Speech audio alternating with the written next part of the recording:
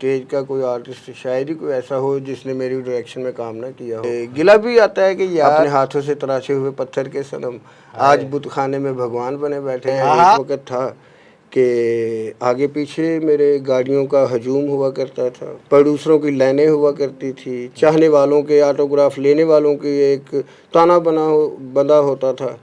तो अब वो अकेला बैठा हुआ है। काम की जो ना वो कदर नहीं रही अब ना। सुपरस्टार है माशाल्लाह, वो 5 लाख 10 लाख रुपये पेमेंट अपनी ले रहा है। डायरेक्टर 10-20 हज़ार 25 हज़ार रुपये ले रहा है पेमेंट। और फैसलाबाद में ड्रामा किया है ना उसने, तो उसने देखा ये ड्रामा अच्छा है तो उसने लाहौर जाके ना अपने नाम से कर लेना, कॉपी कर लेना। लाहौर में किया तो जाके गुजरांवाले अपने नाम से कर लेना। ड्रामा में ड्रामे भी चोरी होते हैं, बहुत ज़्यादा होते हैं। अब ये है कि आपने ड्रामा जो भी जमा करवाया काउंसिल ने पास कर दिया, आप जाके कर ले। अब मैं उस पर, मेरा कोई ड्रामा चल रहा है फ़र्ज़ करे कहीं पे, तो मैं उस पर क्लेम करूँगा तो मुझे उस क्लेम के एवज क्या मिलेगा? 1000-2000 रुपये मिल जाएगा। अब पंजाब में एक कैंपेन शुरू करने का इरादा किया है। ये जो फंड हैं ये हमें नहीं मिल रहे और इसके हवाले से हमने तमाम शहरों से लोगों को इकट्ठे करके तो एहतजाज भी करना है। मोहतरमा मरीम नवाज़ साहबा को मुखातब करके अर्ज़ की है, उज़मा बुखारी साहबा से गुजारिश की है और साथ सुहेल वड़ैच साहब से भी गुजारिश की है कि खुदारा जो आर्टिस्ट हैं जो इस अहल हैं, ठीक है, उनको उनके फ़ंड मिलने चाहिए। अस्सलाम वालेकुम व्यूअर्स, कैसे हैं आप सब लोग? उम्मीद करता हूं सब होंगे बखैर आफियत। एक नई पॉडकास्ट के साथ हनान बुखारी आपकी खिदमत में हाजिर। नाजरीन, एक फनकार जो हमेशा लोगों के चेहरों पे सारी उम्र काम करके मुस्कुराहटें लाता है, लेकिन उसके अंदर का दुख हमेशा उसे आखिरी उम्र के अंदर खा जाता है। वो क्यों? क्योंकि जब आखिरी उम्र के अंदर उसे काम नहीं मिलता थिएटर के अंदर और सोशल मीडिया पे भी वो बहुत बड़ा अपना को मार्का नहीं मार पाता या वायरल नहीं हो पाता, तो इसका मतलब ये नहीं होता कि वो छोटा आर्टिस्ट होता है। बड़ा आर्टिस्ट होने के बावजूद भी बाज़-औक़ात लोगों की नज़रों से इंसान ओझल हो जाता है। और इसके साथ साथ गवर्नमेंट उन फ़नकारों के साथ क्या करती है? सारी उम्र के लिए लोगों के चेहरों पे मुस्कुराहटें लाने वाला फ़नकार को जब किसी सहारे की ज़रूरत होती है तो गवर्नमेंट कहाँ जाती है? इसके ऊपर भी बात करेंगे। और इसके साथ साथ आज ख़ास तौर पे हम एक ऐसे डायरेक्टर के साथ गुफ्तगू करेंगे जिसने अपनी ज़िंदगी के कमोबेश 30 साल थिएटर इंडस्ट्री को दिए। 30 साल का मतलब समझते हैं ना आप? 30 साल एक किसी भी शख्स की ज़िंदगी को भरपूर बनाने के लिए और हर तरह के उतार चढ़ाव और नशेबो फराज देखने के लिए मेरा ख़्याल है काफ़ी होते हैं। तो एक ऐसे डायरेक्टर जिसने अपनी ज़िंदगी के 30 साल थिएटर को दिए और 30 साल थिएटर को देने के बाद उसे छोड़ दिया। क्या वजह बनी कि 30 साल एक फील्ड को देने के बाद फिर उसे छोड़ दिया? क्या कमियां कोताहियां हैं वहाँ पे? कौन सी चीज़ थी जो वो हासिल करना चाहते थे जिसकी जुस्तजू में लगे रहे और 30 साल बाद उन्हें मालूम हुआ कि ये जुस्तजू तो बेकार गई और उस थिएटर को उन्होंने छोड़ दिया।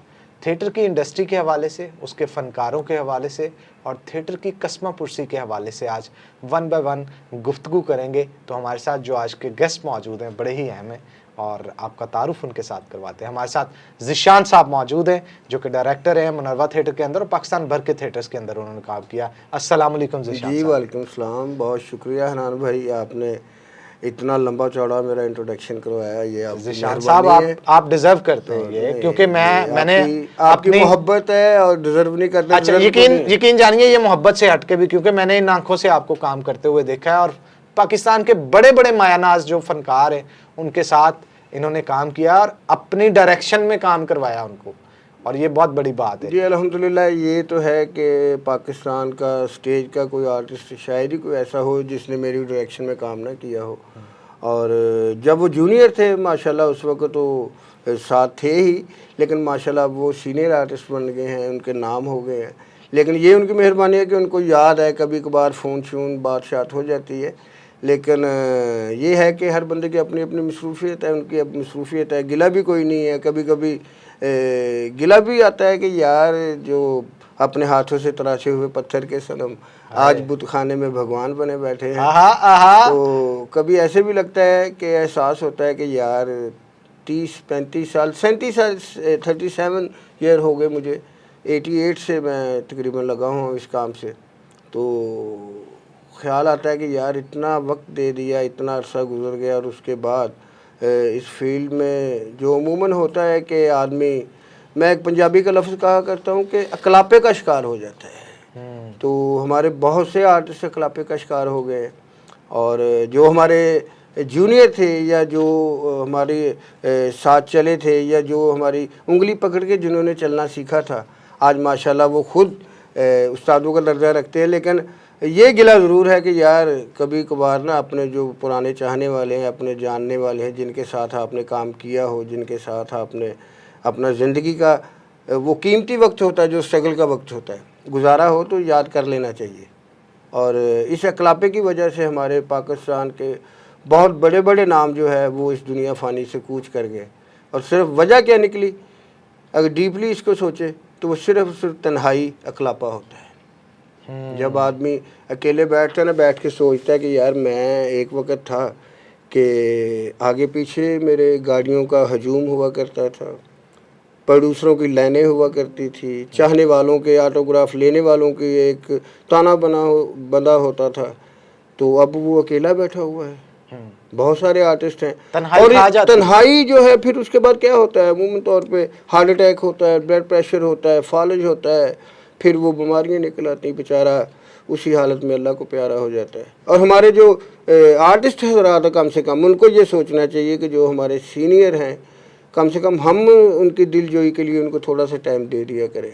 ज़ीशान साहब, 37 साल एक बहुत बड़ा अरसा होता है, बड़ा कीमती वक्त अपनी जवानी का आपने इस फील्ड को दिया, और 37 साल देने के बाद बड़े बड़े अदाकारों को, बड़े बड़े आर्टिस्टों को आपने अपने डायलॉग्स पे चलाया, अपनी उंगली पे चलाया, और इतना कुछ करने के बाद अब आके फील्ड को छोड़ दिया। वजह क्या बनी? वजह काम की जो ना वो कदर नहीं रही अब ना, जिस तरह काम हमने किया है। मेरे एक उस्ताद थे जो कौमी खेल किया करते थे, एजाज नासिर साहब, फैसलाबाद का बहुत बड़ा नाम था, और बहुत बड़े डायरेक्टर थे, एक्टर थे, और पढ़े लिखे आदमी, ग्रेजुएट आदमी थे। तो वो क्या किया करते थे कि रिहर्सलें, ये जो प्रेस क्लब यहाँ पे हम बैठे हुए हैं, यहाँ पे भी हमने ड्रामे किए हैं। एक दौर था कि इस फैसलाबाद प्रेस क्लब में हमने ड्रामे किए हैं। तो 6-6 माह रिहर्सलें किया करते थे, उसके बाद फिर वो जाके ऑन स्टेज होना ड्रामा, फिर उसके बाद लोगों ने देखना, और वो मौज़ूआती खेल हुआ करते थे। बाज़ दफ़ा तो ऐसे होता था कि मौजू ऐसा अगर मंशियात पे रखा हुआ है मौजू, तो लोगों ने वो ड्रामा देखने के बाद बहुत सारे लोगों ने ऐसा किया कि मंशियात छोड़ दी। और अगर जहेज़ थी जी, अगर जहेज़ पे रखा है हमने ड्रामा के, जहेज़ देना एक बहुत बड़ी लानत है, उसकी वजह से कई लोगों ने जहेज़ लेने का इरादा मुलतवी कर दिया, अपने दिल से ख्याल निकाल दिया। और एक दफ़ा तो हमने एक ड्रामा किया था आर्ट्स काउंसिल में पाक फ़ौज के हवाले से, तो लोगों ने, औरतों ने अपनी बालियाँ, किसी ने अपनी चेन, किसी के पास जो भी था उसने वो एक हमने रखा था कि आप अगर मदद करना चाहें शोहदा की तो कर सकते हैं, तो सब ने अपने अपने तौर पे वो फंड दिए उनको। ये जज्बा हुआ करता था। तो आज का जो है ड्रामा, मैं ये नहीं कहूँगा कि ड्रामा अच्छा नहीं हो रहा, अच्छा हो रहा है। आज के माहौल के हिसाब से इंटरनेट का दौर है, ऑनलाइन आप हर काम करते हैं, तो उसके हवाले से ठीक हो रहा है। लेकिन ये है कि ड्रामे का वो अरूज नहीं है जो हुआ करता था। जिस तरह एक दौर था कि फिल्म इंडस्ट्री का एक अरूज था, तो उसके बाद ड्रामे पे भी अरूज आया, और आज ड्रामे का वो अरूज नहीं है जो होना चाहिए। और उसकी वजह सिर्फ ये है कि डायरेक्टर जो है वो ड्रामे से माइनस कर दिया, उसको निकाल दिया कि उसकी कोई ज़रूरत नहीं है यार, डायरेक्टर ने क्या करना है। ऐसा करें कि एक ड्रामे पे जफरी खान का नाम लिख दें, और एक ड्रामे पे आबा चार्ली का नाम लिख दे, एक ड्रामे पे आबा करमुदास का नाम लिख दे। इस तरह करके ना वो जो आर्टिस्ट हैं वो अपने अपने नाम से राइटर डायरेक्टर लिख के ड्रामा कर लेते हैं कि यार डायरेक्टर की कोई ज़रूरत नहीं, हम खुद ही तैयार कर लेंगे ड्रामा। हालांकि ये बाकायदा एक शोबा है, प्रोफेशन है, इसको समझना, इस पर काम करना ये बहुत बड़ी बात है। लेकिन आज ये कुछ भी नहीं है स्टेज ड्रामे के अंदर। और राइटर, सॉरी मैं आपकी एक और बात कि राइटर जो है वो राइटर सबसे अहम किरदार है कि अगर आपके पास स्क्रिप्ट होगा, स्टोरी होगी, तो उसके बाद ही डायरेक्टर उस ड्रामे को तैयार करेगा ना। तो अब स्टोरी वाला काम भी ख़त्म हो गया। डायरेक्टर जो हैं वो तो फारुग हो गई हैं, जो राइटर है वो इससे पहले फारुग हो चुके हैं। वो बेचारे, ये है कि मेरे राब्ते में है अभी भी कुछ लोग, लाहौर से तल्लुक़ रखने वाले बड़े अच्छे राइटर हैं, तो वो मुझे फ़ोन करके बाद दफ़ा कहते हैं यार कोई यूट्यूब का कुछ छोटा मोटा प्रोग्राम हो, जो कुछ छोटे क्लिप, फ़नी क्लिप बनते, मैं लिख के दे देता हूँ, तो मुझे कुछ चले, मेरी अर्निंग का ज़रिया बन जाएगा। तो मैं तो अपनी बिहाफ पे अपनी कोशिश पे जो भी कर सकता हूँ दोस्तों के लिए करता हूँ। मैंने कहा ये सरदार कमाल का चैनल है, उधर चले जाएं, ये राना आजाद साहब से मैंने बात की, उधर चले जाएं, चले यार उनको कोई माली मामनत हो जाएगी। अच्छा कर भी रहे हैं, जितने पैसे उनको मिल रहे हैं वो एक दिन का खर्चा भी नहीं है वो। अच्छा, इतने इतने कम पैसे हो गए, एक वक्त का खाना उसमें आ सकता एक खाना आ सकता है। तो हमारे जो ड्रामे की जो है ना जी कि ड्रामा अच्छा नहीं हो रहा है, और उसकी वजह सिर्फ और सिर्फ राइटर और डायरेक्टर को आपने स्टेज से माइनस कर दिया। स्टेज से माइनस किस लिए किया? क्या उजरत बचाने के लिए या फिर डायरेक्टर की जगह अपना नाम लिखवाने के लिए? अच्छा लोग ना तेज़ हो गए हैं, तेज़ हो गए ना, जैसे आर्टिस्ट हैं भी, आपका नाम एक आर्टिस्ट का नाम बन गया यार, सुपरस्टार है माशाल्लाह, वो 5 लाख 10 लाख रुपये पेमेंट अपनी ले रहा है, डायरेक्टर 10-20 हज़ार 25 हज़ार रुपये ले रहा है पेमेंट अपनी। तो उसको ये नहीं है कि मेरा 20-25 हज़ार उसका मैंने ख़राब करना या बचाना, उसने अपना नाम बनाने के लिए ना कि जी मैं अब डायरेक्टर भी बन गया हूँ। अच्छा, हालांकि डायरेक्टर बन के उसको कोई फ़ायदा नहीं होना, कोई बात नहीं है, लेकिन वो बन गया डायरेक्टर का अच्छा, मेन काम क्या होता है? करना उसने भी यही है कि जो डायरेक्टर जो अगर फैसलाबाद में ड्रामा किया है ना उसने, तो उसने देखा यार ड्रामा अच्छा है, तो उसने लाहौर जाके ना अपने नाम से कर लेना है, लाहौर में कॉपी कर लेना, लाहौर में किया तो जाके गुजरांवाले अपने नाम से कर लेना है। तो इस तरह कर लेते हैं कि थिएटर में ड्रामे भी चोरी होते हैं, बहुत ज़्यादा होते हैं चोरी। अब तो वो ऐसा भी है कि स्क्रिप्ट आप किसी का हो, ऊपर नाम अपना लिख के आप जमा करवा देते हैं, ड्रामा पास हो जाता, स्कूटनी हो जाता, आर्ट काउंसिल चला रही है उसको। क्या इस फील्ड के अंदर कोई कॉपीराइट का क्लेम करने का कोई तरीकाकार नहीं मौजूद कि अगर आपके थिएटर ने एक ड्रामा लिखा है और राइटर है, उसको रजिस्टर्ड करवाए फैसलाबाद आर्ट काउंसिल या पाकिस्तान आर्ट काउंसिल के अंदर, पंजाब आर्ट्स काउंसिल के अंदर, ताकि उसको पता हो कि ये ड्रामा इसी का है, अगर आपने इसको किसी और जगह पे प्ले करना है तो उसके पैसे पे करें। नहीं हुआ करता था ये काम, ये ऐसे होता ये कानून था, मौजूद है? किसी दौर में होता था कि हम लाहौर से ड्रामा ले लेते थे, मुनीर राज साहब का ले लिया, मैडम नाहिद खानम साहिबा का ले लिया है, किसी का भी अरफान खोसट साहब का ले लिया, किसी का ड्रामा ले लिया, उनसे राइट्स लिखवा के उनको उनकी जो पेमेंट है मकूल सी वो दे दी, तो आगे ड्रामा स्टेज कर लिया। लेकिन अब ऐसा कुछ नहीं है, अब ये है कि आपने ड्रामा जो भी जमा करवाया काउंसिल ने पास कर दिया, आप जाके कर लें। अब मैं उस पर, मेरा कोई ड्रामा चल रहा है फ़र्ज़ करें कहीं पे, तो मैं उस पर क्लेम करूँगा, तो मुझे उस क्लेम के एवज़ क्या मिलेगा? 1000-2000 रुपये मिल जाएगा। अब 1000-2000 रुपये में मुंह काला करवाने के बजाय तो बेहतर है घर चुप करके बैठे रहो। जहाँ जो राइटर ने ड्रामा लिखा है किसी भी थिएटर के लिए, क्या वो कंप्यूटराइज्ड कहीं पे फीड होता है गवर्नमेंट लेवल पे आर्ट्स काउंसिल के अंदर? आर्ट्स काउंसिल में जब आप सब्जेक्ट जमा करवाते हैं अपने नाम से, तो वो आप उसमें अथॉरिटी लेटर देते हैं कि ये मैंने इनको जो इसके राइट्स जो है इस प्रोड्यूसर को इतने अरसे के लिए दे दिए। अब जहाँ पे नहीं दे रहे वो फिर भी ड्रामा परफॉर्म कर रहे हैं, वो फिर वो कोई और अपने नाम से दे देता है। यही तो मैं आपको बात बता रहा हूँ। चोरी कैसे पकड़ी जाए? ये चोरी ये पकड़ी भी जा सकती है, लेकिन कोई गौर ही नहीं कर रहे इस बात पे। गौर होता है टिकटें कितनी बिक रही हैं, पैसा कितना आ रहा है। अच्छा पहले एक दौर था कि तारिक जवेद साहब अल्लाह पाक उनको जन्नत नसीब फरमाए, एक दौर था कि लाहौर में जाके ना लेआउट बनती थी ड्रामे की ना, वो एक लेआउट बकायदा बड़ा खूबसूरत सी तस्वीरें पहले तमाम आर्टिस्ट से इकट्ठी करनी, इकट्ठी करके फिर वहाँ पे जाना, फिर यहाँ पे चिनोट बाज़ार में वो एक फ़ोटो सेट लगा देना, लेआउट लगा देनी, लोगों ने देखना, बड़ा ज़ौक़ और शौक़ होता था और बड़ी मेहनत से ये काम होता था कि इसकी बकायदा प्लानिंग होती थी, प्रॉप्स निकालनी, रिहर्सलें होनी हैं, रिहर्सलों पे खाना आना, चाय आ रही है, गपशप भी हो रही, काम भी हो रहा है। तो अब वो काम नहीं रहा, क्योंकि पहले जो प्रोड्यूसर था वो पैसे लगाता था, शौक़ से लगाता था, उसके बाद उसको बच गए या नहीं बचे उससे इसको सरोकार कोई नहीं था।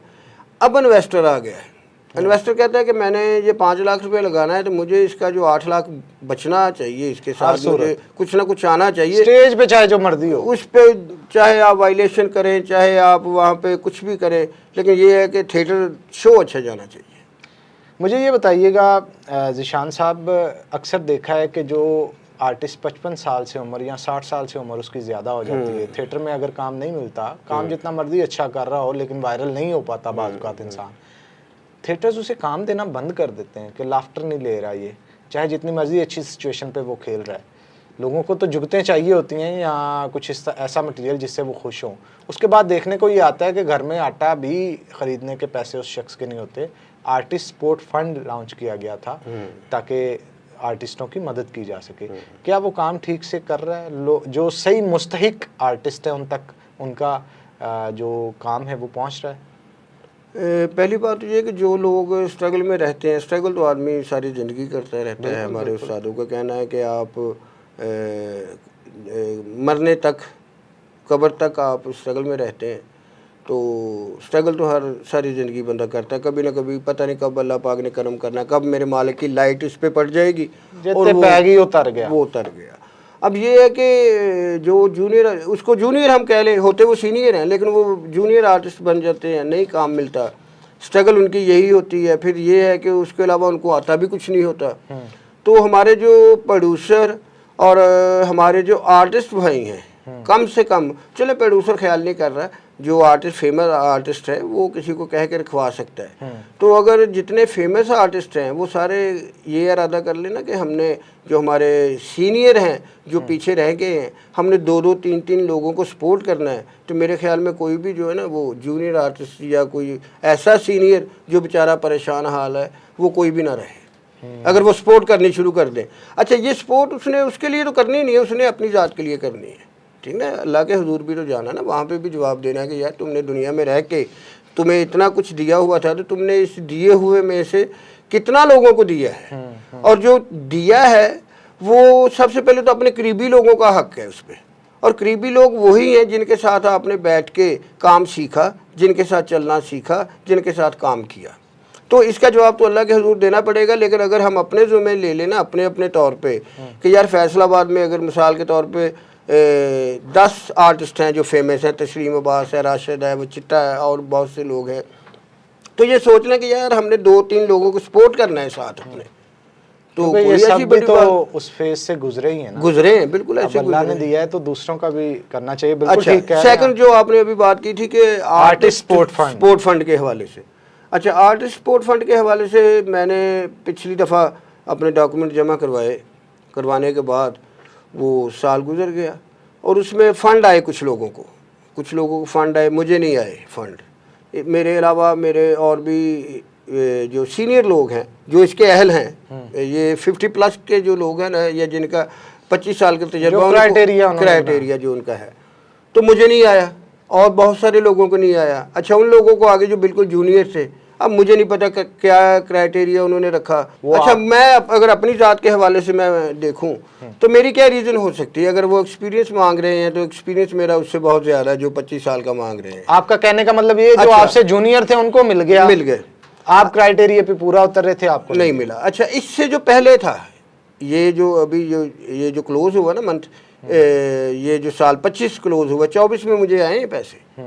वो आते हैं बिल्कुल कम है, थोड़े से आते हैं, कभी को 2-4-5 हज़ार रुपये, 10,000 रुपये की इंस्टॉलमेंट एक आ गई, कभी 20 आ गया। वो साल में ये है कि 25-30 हज़ार रुपया आता है, जिससे गुजारा तो नहीं होता। साल में 25-30 हज़ार? जी, साल में 25 या 30। इस दफ़ा जो पर मंथ लगाया है इन्होंने, अभी नहीं, वो कोई पर मंथ किसी को नहीं मिला। हाँ, इन्होंने पिछली दफ़ा ये था कि बैंक ऑफ पंजाब से पैसे रिसीव करते थे फनकार। अभी उन्होंने एक ये किया कि जायज़ कैश का कोई नंबर ना, उन्होंने कोई जायज़ कैश के ज़रिए पैसे भेजे। अच्छा, जिन जिन को भेजे हैं उनमें से मेरा ख्याल है 90% लोगों को अभी तक नहीं मिले। 90% लोगों को पैसे रिसीव ही नहीं हुए अभी तक। वो कहाँ है पैसे? हवा में, पता नहीं कहाँ पे है। वो जाते हैं उस पे फ्रेंचाइज पे जो जायज़ की है जी, जो शॉप्स होती हैं, तो वो जाके कहते हैं जी ये देखिए, कभी कहते हैं सिस्टम नहीं चल रहा है, कभी कहते हैं आपकी पेमेंट नहीं है, कभी कहते हैं कुछ, कभी कुछ, वो इस तरह का चक्कर चल रहा है। मरियम नवाज साहिबा को इस हवाले से या उज़मा बुखारी साहिबा को आपको मैसेज देना चाहिए? जी बिल्कुल देना चाहेंगे। अभी हमने ना पूरे पंजाब में एक कैंपेन शुरू करने का इरादा किया है। कल ही मेरी बात हुई है, मनव्वर आफरीदी साहब हैं पिंडी से, आर्टिस्ट हैं, बड़े अच्छे डायरेक्टर भी हैं, टीवी भी करते हैं।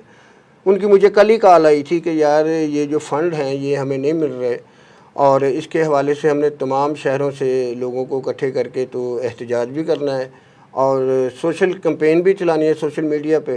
तो इंशाल्लाह उसका आगाज़ कर दिया। कल हमने एक पोस्ट लगाई है इसके हवाले से, और मोहतरमा मरीम नवाज साहबा को मुखातब करके अर्ज़ की है, उज़मा बुखारी साहबा से गुजारिश की है, और साथ सुहेल वड़ैच साहब से भी गुजारिश की है कि खुदारा जो आर्टिस्ट हैं जो इस अहल हैं, ठीक है, उनको उनके फ़ंड मिलने चाहिए। और दूसरी बात ये है कि आर्टिस्ट जो है वो दूसरे मुल्कों में जाके अपने मुल्क के नुमाइंदा होते हैं, ठीक है, अपने मुल्क की पहचान होते हैं। और पाकिस्तान में बहुत से ये अदारा, जिस जगह हम बैठे हुए हैं प्रेस क्लब के जो सहाफ़ी हज़रात हैं उनको माशाल्लाह कॉलोनी अलाट हो गई, और बहुत सारे शोबे ऐसे हैं कि जिनको लेबर कॉलोनी अलाट हो गई है। तो फनकारों भी वैसे दरमियान में ही है। अच्छा, दरमियान में है भी, लेकिन हमारे इल्म में ये है कि इनको कॉलोनी एक शायद पहले कोई हो चुकी है इस तरह का ना कोई। तो फैसलाबाद के जो आर्टिस्ट हैं, बल्कि पूरे पंजाब के जितने भी आर्टिस्ट हैं, किसी को भी कोई भी इस तरह की कोई फैसिलिटेट नहीं किया गया कि यार ये बेघर लोग हैं। अच्छा, कुछ लोग ऐसे अच्छा, क्या कोई घर दिया गया आर्टिस्टों को गवर्नमेंट की तरफ से? कभी भी नहीं, कोई ऐसी नहीं। वैसे इस मामले में ना मैं मरियम नवाज साहिबा, क्योंकि इनके वालिद मोहतरम नवाज शरीफ साहब बड़े दर्दे दिल रखते हैं। अच्छा, नवाज शरीफ साहब के दौर में, जब पहला दौर था, जब ये आर्टिस्ट सपोर्ट फंड का आगाज़ हुआ, तो मियाँ साहब के दौर में 60,000 रुपये का एक चेक मिला है सब लोगों को, यकमुश्त। अच्छा, यकमुश्त चेक मिला। उसके बाद भी कुछ पैसे मिले हैं, ईद पे आए पैसे 20,000 रुपया, फिर बड़ी ईद पे आए, इस तरह कुछ पैसे उन्होंने मियाँ साहब के दौर में मिले। उसके बाद आ गया PTI का दौर। अच्छा, PTI के दौर में ये हुआ कि पैसे पहले तो साल 1.5 साल आए ही नहीं, फिर अगर आए हैं तो बिल्कुल थोड़े से आए। अब उनका दौर ख़त्म हुआ तो ये फिर मियाँ साहब का दौर, नवाज शरीफ साहब का दौर है। लेकिन इसमें आर्टिस्टों को कुछ पैसे मिले हैं, कुछ जो मैंने अभी ये बताया कि जो इन्होंने फाइलें उठा के इधर से इधर हो गए। लेकिन मैं ना मरियम नवाज साहिबा, उज़मा बुखारी साहिबा, इन दोनों से दरख्वास्त करूँगा कि नवाज शरीफ के दौर में, क्योंकि नवाज शरीफ साहब जो हैं वो काफ़ी आर्टिस्टों के हवाले से दर्द दिल रखते हैं, और नवाज़शात जैसे नवाजिशें की गई हैं इनके ऊपर, ये बता भी देते कि 60-60 हज़ार के चेक दिए गए। लेकिन जो पुराने आर्टिस्ट हैं या जो मंजे हुए कलाकार हैं, जो वायरल नहीं है लेकिन काम उन्होंने बहुत किया है, और अब उम्र रसीदा होने के बाद उनका जिस्म इजाज़त नहीं देता काम करने के लिए, तो उनके लिए एक एक मकान कम से कम इनको अलॉट करना चाहिए। कोई स्क्रूटनी कमेटी बना देनी चाहिए जिनको ज़रूरतमंद हो और अपना गुजर बसर, क्योंकि आर्टिस्ट आर्ट के अलावा और कोई काम नहीं कर सकता। तो इनके लिए अगर कोई इस तरह का काम किया जाए तो मेरा ख्याल है ये बड़ा खराज तहसीन आप सबको पेश करेंगे। तो उम्मीद करते हैं मरीम नवाज साहबा इस बात पे फोकस भी करेंगे। ये रिक्वेस्ट है जी पूरे पंजाब के आर्टिस्टों की तरफ से कि खुदा के लिए आर्टिस्टों के बारे में सोचिए। ये इसी मुल्क का हिस्सा हैं, इसी आपके ही मतलब चाहने वाले हैं, आपको सपोर्ट करते हैं, आपसे मोहब्बत करते हैं, क्योंकि मियाँ साहब ने हमेशा फ़नकारों से मोहब्बत की है। क्योंकि आप उनकी बेटी हैं तो आर्टिस्टों के हवाले से भी कुछ कीजिए, ताकि आर्टिस्ट जो हैं आपको झोलियाँ उठा उठा के दुआएँ देंगे। बेचारे जितने भी आर्टिस्ट हैं ना, 90% आर्टिस्ट ऐसे हैं कि जो किराए के घरों में रहते हैं, उनके पास अपने घर नहीं है। अगर वो ड्रामा कर रहे हैं और अगर कल को ड्रामा बंद हो जाता है तो बहुत सारे आर्टिस्ट ऐसे हैं कि बेचारे फाकों तक आ जाते हैं। खाने के लिए पैसे नहीं होंगे, घर रोज़ रात को लेके जाते हैं तो वो एक आपको याद भी होगा कि एक कोरोना के दिनों में एक आपने ही किया था, वो कोविड के डेज में ज़िशान साहब की सूरत हाल ये हो चुकी थी कि इन्होंने लंडा तक रेडियो पे रख के बेचा। सूरत हाल यहाँ तक आ गई थी कि घर का सिस्टम चलाने के लिए उस वक्त गालिबन उस्मान बुज़दार वज़ीर आला थे, उन्होंने नोटिस भी लिया था इसके ऊपर, और फिर आर्टिस्ट सपोर्ट फंड हमारी खबर के बाद जो है वो रिलीज। अच्छा, लेकिन जो उन्होंने दिया था फंड वो क्या था? 5,000 रुपये दिए था हर आर्टिस्ट को उन्होंने, लेकिन उसकी शोर ऐसे मचाया था पूरे पंजाब में। हाँ, पंजाब में ऐसे भी जैसे ना बड़ा भी आर्टिस्टों के लिए उन्होंने काम किया। 5,000 रुपये दे के ना फनकारा ना मुँह काला कर देता है कि लो जी यार तुझे 5,000 रुपया, और 5,000 रुपये इतनी बड़ी रकम समझते हैं कि जैसे पता नहीं 5,000 रुपये का 5 मरले का घर आ जाता है यहाँ पे। नाज़रीन, गुफ्तगू तो काफ़ी सारी हो रही है ज़िशान साहब के साथ, लेकिन गुफ्तगू थोड़ी लंबी होगी, इसलिए हम इसको 2 पार्ट में कन्वर्ट करेंगे। तो पहले पार्ट के लिए इजाज़त चाहूँगा, इंशाल्लाह दूसरे पार्ट में फिर से यहीं से गुफ्तगू को कंटिन्यू करेंगे और आपकी खिदमत में हाजिर होंगे। तब तक के लिए दें इजाज़त, फिर होगी आपसे मुलाकात। अल्लाह हाफिज़।